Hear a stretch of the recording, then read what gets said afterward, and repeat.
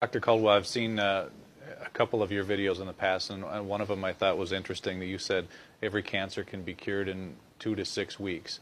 Can you talk a little bit more about that, and what are some of the ways that that's possible? In my experience, every cancer can be cured in 2 to 16 weeks. Some cancers can be cured in minutes because every doctor in the world that's in office for 20 years or longer knows cases of spontaneous healing. There's even a book out called Spontaneous Healing by a guy I really don't like, and just stating that there are cases of spontaneous healing. That means if it's possible, we just have to find a way to access this. That's number one. So we all know about these. It also happened very often when people go to Lourdes or to these religious places, and it's not really the place that cures them, it's the expectation and the way to that place that cures them. The second, you get rid of acidosis and toxemia. The second, the body gets alkaline and oxygen rich.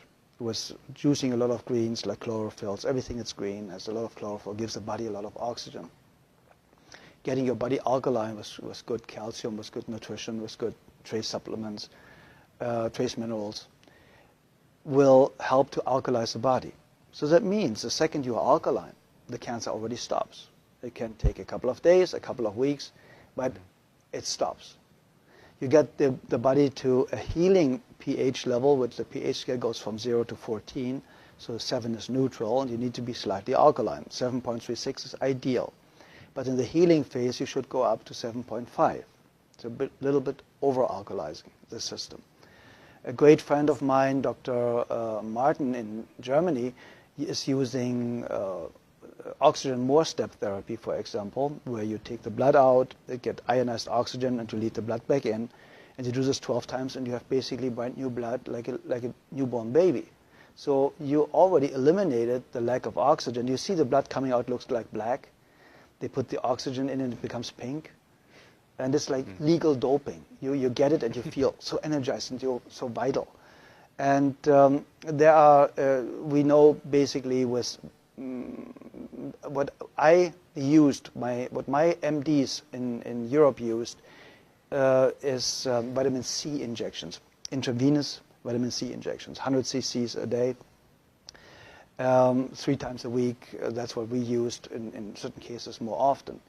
And very often, believe it or not, in my personal experience, the tumors or the cancerous growth was basically gone within a couple of days. And because vitamin C is so powerful and one of the greatest healers out there, you can fix nearly every heart problem, cardiovascular problem with vitamin C. They want to take it off the market. So it's going to become a prescription medication, and then it's synthetic and will not work anymore, like vitamin E. Vitamin E basically helps you to cure very easy and fast blood pressure problems in any way, shape, or form. That's why they made a study with artificially created vitamin E, chemical created vitamin E, said, see, it doesn't work. No, of course not. Chemicals don't work. Nature works. If nature creates a problem, nature creates a solution. Very simple and easy. If it didn't exist 100 years ago, you don't need it today. It's very, very simple. And when you want to help somebody to educate themselves, to eliminate his or her own cancer really, really fast, I would basically start instantly with a vegan diet or with a raw food diet. My friend Paul Nissan is one of the greatest raw food chefs. He has fantastic books out there about raw food, so it's accessible for a couple of bucks how to do it. He has free videos all over his website. And I would go instantly on a raw food diet.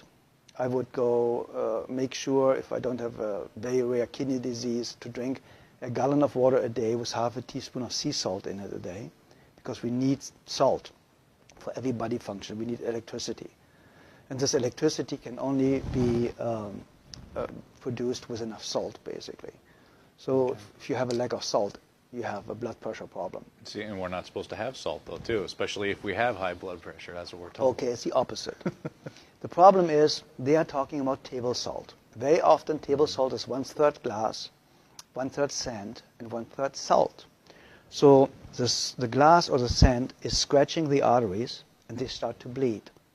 So now cholesterol goes there to stop it from, make you survive, to stop it from bleeding, so that you don't bleed to death internally. So now they say the cholesterol all of a sudden is the cause of the high blood pressure because it narrows the blood ways. And that's completely absurd, because you die of not enough cholesterol. You do not die of too much. There are people with a cholesterol of 600, perfectly healthy, never been sick in their lifetime. So what do you do with a patient in a burn unit? You give them 20 to 25 hard-boiled eggs a day, because they know only cholesterol can rebuild brand new healthy cells really, really fast. Nearly 87% of a cell is built from cholesterol. So where does the new cell potential or foundation come from if you have a lack of cholesterol? Everybody should have at least 250 combined cholesterol. And then they tell you LDL and HDL are good and bad cholesterols. It's not even cholesterol. It's a protein that transports cholesterol. So they are too stupid to even narrow it down the right way. So if you look at the facts, and if you look what they know and what they don't know, you know that Dr. Gary Null stated it, and a lot of other people. The medical profession, the medical doctor statistically has the shortest lifespan of 56 years of age, the highest abuse rate of alcohol and drugs, the highest suicide rate, only the psychiatrist is higher. And so you go to somebody that has the lowest lifespan, highest suicide rate, highest drug abuse rate, to ask them how to have a healthy, happy, long life. I think we should rethink our way of thinking.